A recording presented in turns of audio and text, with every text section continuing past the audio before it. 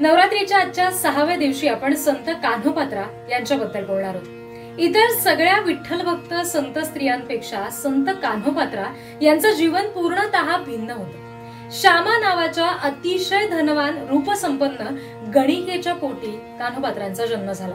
गणिका म्हणजे देहविक्री करणारी स्त्री। सौंदर्य, गाणं, नाचणं अशा गोष्टी उपजतच गणिकांना शिकवल्या जात आणि आईने कान्होपात्रांना सुद्धा या सगळ्या गोष्टी शिकवल्या होत्या अशा आख्यायिका आहे। पण कान्होपात्रा मात्र देवाच्या भक्तीत लीन झाल्या होत्या। त्यांना हे गणिकेचं आयुष्य नकोच होतं। कान्होपात्रा ऐशोआरामी आणि सुखोपभोगी वातावरणात वाढल्या आणि गणिकेच्या घरात विठ्ठल भक्तीची परंपरा असणं शक्यच नव्हतं, कारण त्या काळी कुळाचा, जातीचा प्रचंड विचार केला जायचा आणि कान्होपात्रेचं जे खालचं म्हणजे हीन कुळ होतं त्या कुळातल्या स्त्रीला गुरु तरी कुठून लाभणार होता। पण गणिकेच्या रूढ अशा भोगविलासी असणाऱ्या मार्गाकडे न जाता कान्होपात्रा परमार्थ मार्गाकडे म्हणजे परमेश्वराकडे जाणाऱ्या मार्गाकडे वळल्या। कान्होपात्रा हे नाव सुद्धा त्यांनी धारण केलेलं असण्याची मतं काही संत साहित्य अभ्यासक व्यक्त करतात, कारण कान्हो म्हणजे कान्हा अर्थात कृष्णाचा उल्लेख आढळतो आणि कान्हासाठी पात्र असणारी, योग्य असणारी, कान्हाची होऊ शकणारी ती कान्होपात्रा।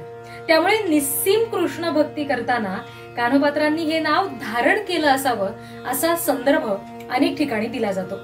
कान्होपात्रा यांच्या अनेक रचना सुद्धा प्रसिद्ध आहेत आणि विशेषतः एका बादशहानं त्यांच्या सौंदर्यावर भाळल्यामुळे त्यांना मिळवण्याचा प्रयत्न केला होता आणि तेव्हा त्यांनी विठ्ठलाचा जो धावा केला तेव्हा त्यांनी ज्या काही ओळी रचल्या त्या प्रचंड प्रसिद्ध आहेत। खरं तर समाजकंटकांनी कान्होपात्रांना प्रचंड त्रास दिला होता आणि हे बादशहाचे सैनिक जेव्हा कान्होपात्रांना घ्यायला आले होते त्यावेळेला त्यांनी विठ्ठलाचा जो धावा केला ती ही रचना आहे, ते हे शब्द आहेत। मात्र आपण एरवी जेव्हा एखादं गाणं म्हणून किंवा भक्तिगीत म्हणून ते ऐकतो तेव्हा खरंच कान्होपात्रांनी अशा अवस्थेत असताना असे विचार मनात आल्यानंतर ही रचना केली असेल, ही गोष्ट आपल्याला प्रचंड थबकवते आणि विचार करायला भाग पाडते।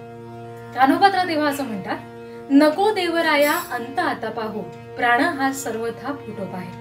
देवराया आता माझा अंत बघू नकोस, कारण माझा प्राण आता माझ्या शरीरातून निघतोय, प्राण हा सर्वथा फुटोप आहे।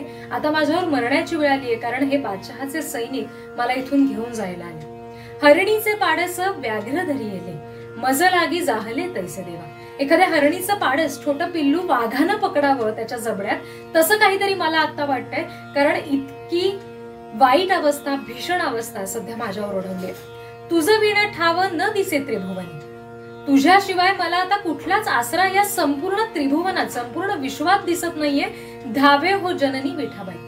विठाबाई म्हणजे विठोबाला कान्होपात्रा जननी म्हणजे आपली आई म्हणतात। मोकलोनी असं जाहले उदास, घेई कान्होपात्रेस हृदयात। मी धाय मोकलून रडतीये, प्रचंड उदास आहे माझं मन आणि कान्होपात्रेला आता तूच तुझ्या हृदयात सामावून घे अशी आर्त हाक विठ्ठलाला कान्होपात्रा देतात।